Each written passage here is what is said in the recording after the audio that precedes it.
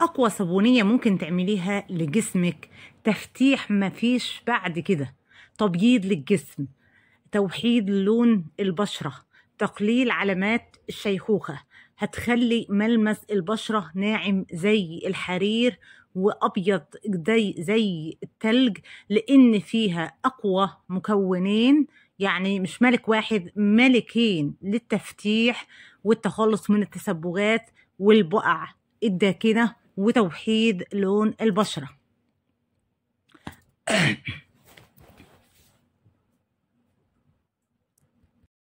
حبايبي ازيكم، احلى ستات واحلى بنات في الدنيا كلها، يا رب تكونوا بخير وفي احسن حال. واللي ما اتجوزتش ربنا يرزقها بالزوج الصالح، واتجوزت ربنا يرزقها بالذريه الصالحه اللي تريح قلبها ويكون سند لها في الدنيا.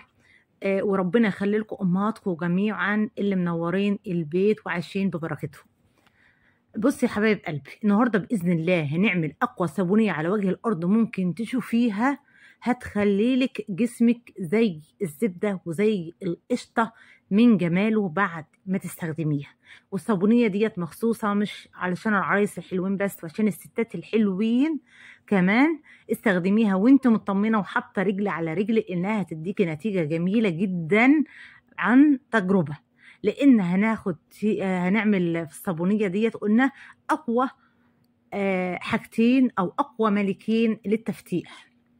اولا هما تمنهم بسيط جدا، مش مكلف، بيجيبيهم من عند العطار ب2 جنيه من ده و2 جنيه من ده، يعني مش مبلغ بالنسبه لك. وانتم عارفينهم طبعا، العرق السوس ملك التفتيح، وعندك الكركم المشهور به الهنديات بيستخدموه على طول في ليله العرس بتاعهم، لانه معروف ان هو بيحتوي على كركمين اللي بيعمل تبييض.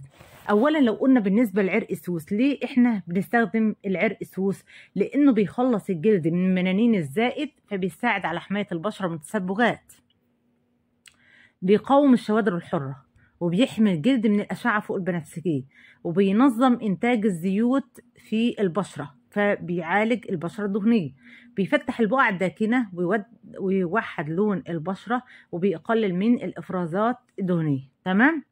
بصي يا حبايب قلبي، اول حاجه عندك شويه حتت صابون كده في الحمام، كل ما الصابونه البروه الاخرانيه ديت تقرب تخلص تركنها في جنب، هتلاقي اتكونت كومه محترمه عندك كده، صح؟ هتجيب الكومه المحترمه اللي عندك دي وتبشرها لي بشره نظيفه.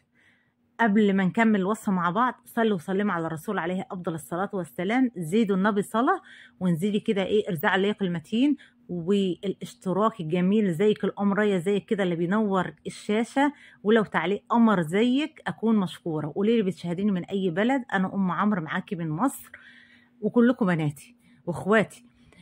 بصي يا حبيبه قلبي، قلنا عندك براوي صغيره كده في الحمام، كل ما الصابونه تقرب تخلص بتركني البروه دي في جنب، خدي شويه البراوي الحلوين دول ابشريهم، تمام؟ مش هنرميهم. هتكوني جايبه من بالليل العرق السوس من عند العطار ب2 جنيه، هديك شويه محترمين، تاخدي منهم معلقتين كبار على نص كوبايه ميه مغليه وغطيها، وهتحطي لي كمان معلقه كبيره قهوه على نص كوبايه ميه مغليه وغطيها. تمام؟ هتصبحي مش انت عاملاها من بالليل بقى تاني يوم الصابون اللي انت بشرتيه هتحط عليه، هتصفي عليه خلاصه العرق سوس، وهتصفي عليه خلاصه القهوه. ولو عايزه الوصفه تديكي نتيجه افضل وافضل، وانت عند العطار خليه يديكي ب3 جنيه لبان ذكر، لانه معروف بالتفتيح والتخلص من التسبغات وبيشد البشره بطريقه عجيبه. تمام؟ هتاخدي برضو معلقه كبيره من لبان الذكر وتحطي عليها نص كوبايه ميه مغليه، وهتصفيها معاهم على الصابون اللي احنا بشرناه، وتسيبيه الصابون ده منقوع لمده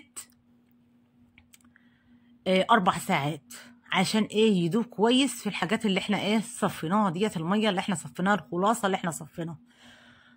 ونسيت اقول على حاجه، هتحط عليه معلقه كركم مع الصابون.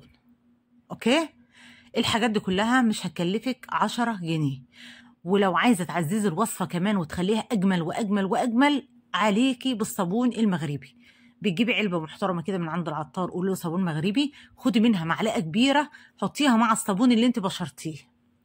تمام كده؟ الوصفه ديت هتحطيها على جسمك لمده قد ايه؟ هتحطيها على جسمك لمدة تلت ساعة، وبعدين تعملي جسمك بالليفة المغربية. تمام. طيب لو عايزاها تدي نتيجة أحلى، هتجيبي كمان من عند العطار بجنيه كربوناتو، تحطي معلقة كبيرة على الوصفة. بس امتى؟ بعد ما احط منها على الوش احط معلقة كبيرة كربوناتو ادوبها فيها، مش عايزين الوش يطوله اي كربوناتو. تمام. اتبقى حاجة من الوصفة بتاعتك بتقوم حطاها في التلاجة. قلنا بتتحط على الوش، بتسيبيها لمدة 5 دقايق وتغسلي الوش، لكن على بقية الجسم تحطها تلت ساعة وبعدين تغسلي الجسم. ممكن تعملي الوصفة ديت مرة واحدة في الأسبوع، وممكن مرتين في الأسبوع. بتديكي من أول مرة عن تجربة نتيجة رهيبة رهيبة رهيبة. هتلاقي بياض مفيش بعد كده، وخصوصا الركب والأكواع اللي انت بتعاني منها على طول. وانا سامعة واحدة بتقول الركب والأكواع، صح؟ قولي صح. طيب قولي لي ليه استخدمنا الصابون المغربي؟ هقول لك فوائد الصابون المغربي. بيقلل لك من علامات الشيخوخة، بيدي ملمس للبشرة ناعم وابيض وجميل، يعني بيحسن ملمس البشرة، بيخليها ناعمة زي الحرير. ليه؟ لانه بيحتوي على فيتامين ايه، وبينظف البشرة بعمق، وبعمق دي تحط تحتها مليون خط. لان انت هتلاحظي بعد ما تعملي الصابونيه ديت باذن الله وتستخدميها قبل الحمام، وبعد ما تستخدميها وتخلصي وتخرجي من الحمام، هتلاحظي ان في يعني ايه ترطيب جامد في الجسم، لون البشره بقى افتح، فيها ملمس ناعم جدا جميل جدا، وبيعالج التسبغات وبيوحد لون البشره. طيب الكركم، طبعا كلكم عارفين ان الكركم فيه ماده الكركمين اللي هم فلقنا بيها في الاعلانات. مادة الكركمين ديت مضادة للأكسدة والالتهابات، بتعمل على تفتيح وتوحيد لون البشرة، وبتعالج حب الشباب والهالات السوداء، وبتعالج البشرة الباهتة، بتخليها بشرة نضرة وكلها إشراقة وحيوية، وبتقلل التسبغ، وبتزيل البقع والكلف. يعني عايزة البقع والكلف ترتاحي منه نهائي، الصابونية اللي احنا عملناها النهاردة بإذن الله مع بعض تستخدميها يوميا على وشك. ولو لاحظت ان هي بتعمل جفاف للبشرة، عليك وعلى زيت اللوز الحلو حطيه فوق الايه، معلقة كبيرة فوق الصابونية اللي احنا عملناها، واستخدميها يوميا للبشرة، فهتدي ترطيب عالي. تمام يا حبايب قلبي، يا رب الوصفة تكون عجبتكم، وخصوصا العرايس الامارات اللي عرسهم قريب. تمام. لان يعني موسم الصيف وخصوصا المصريين معروف ان هو موسم التزاوج. وما تنسوناش باللايك والشير والاشتراك في القناه وتعليق امرايه زيكم كده، وقولي لي بتشاهديني من اي بلد، ودومي يوميا على ذكر الله. بحبكم كتير قوي قوي قوي.